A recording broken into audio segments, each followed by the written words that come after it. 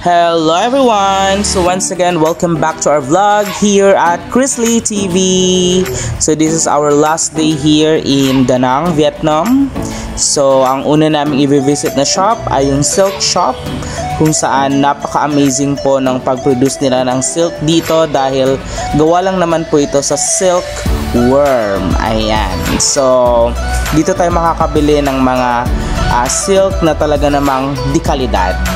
So kami po ay na-amaze dahil yung isa sa mga nagsasalita po dito ay Filipino at siya po ay from Cebu City. Ayan, so nagtatagalog siya guys, kaya nakaka-amaze.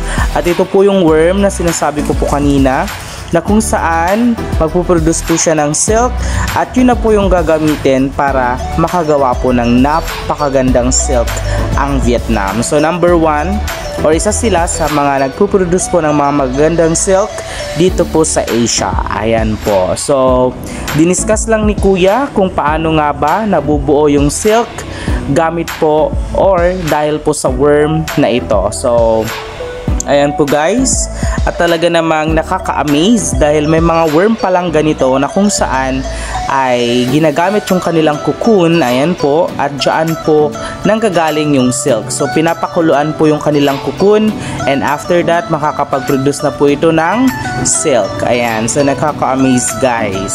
So ayan po, kung nakikita nyo po yung kulay puti, yan na po yung galing doon sa cocoon nung silkworm. Ayan. So, nakaka-amaze.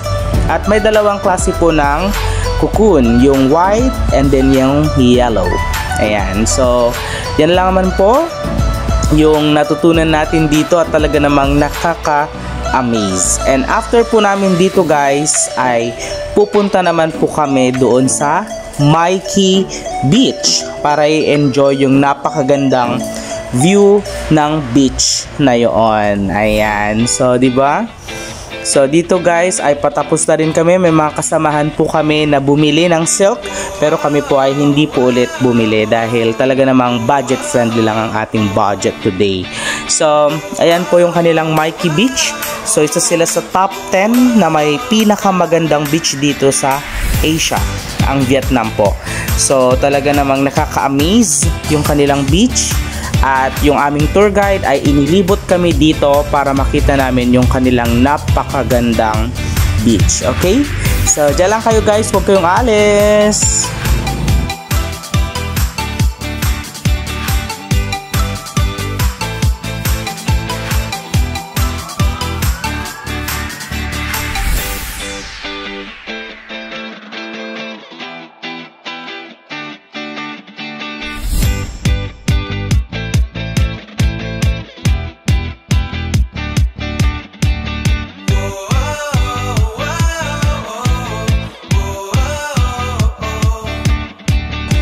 Touchdown! So nandito na kami guys sa Mikey Beach at ito na nga po yung sinasabi nilang napakaganda. Totoo naman.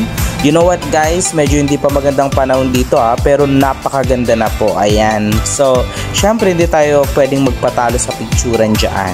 So meron tayong picture dyan sa Da Nang Beach. Ayan. So napakaganda po niya. Ayan.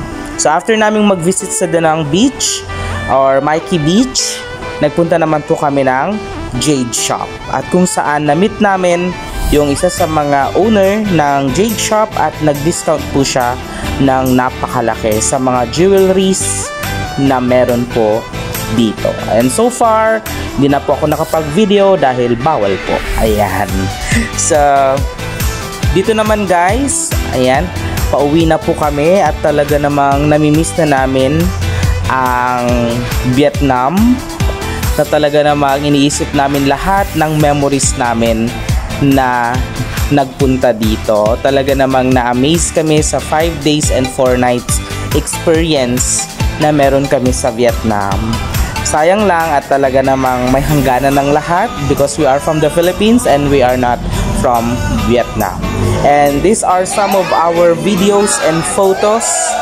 Ayan po guys, kung saan ipinapakita na talagang nag-enjoy kaming lahat na 22 packs. And salamat po kay Ma'am Leia and sa Santo Cristo Tours and Travel of San Carlos. Talaga naman pong hindi kayo nagkulang sa aming tour. At sa lahat po ng nagtatanong kung saan po kung ano po ang page ng Santo Cristo, pwede nyo po itong i-search sa Facebook. Santo Cristo Tours and Travel, makikita nyo po doon, or pwede nyo pong i-visit yung aking page sa Facebook at makikita nyo po yung kanilang page dahil tinatag ko po sila at saka yung mismong owner na si Ma'am Leia. So pumunta lang po kayo sa page ko. Ang name ko po sa Facebook is Chris S. Blanco. Ayan. So once again, maraming salamat po sa lahat ng nanood ng aming vlog from part 1 to part 5. Ayan. So ito na po yung mga pictures namin na talaga namang nag-enjoy po kami. And this is unforgettable moment. At hindi na sayang lahat ng pera na ginastos po namin dito. Dahil napakabait din ni Mr. Hero, yung aming tour guide. At syempre, sobrang maalaga at caring naman ng aming travel agent na si Miss Leia Lavarias. Ayan. So sa lahat po ng gustong magtanong tungkol po sa aming tour package, feel free na mag-chat po sa comment section. Okay? So once again, maraming salamat. God bless you all. Bye-bye!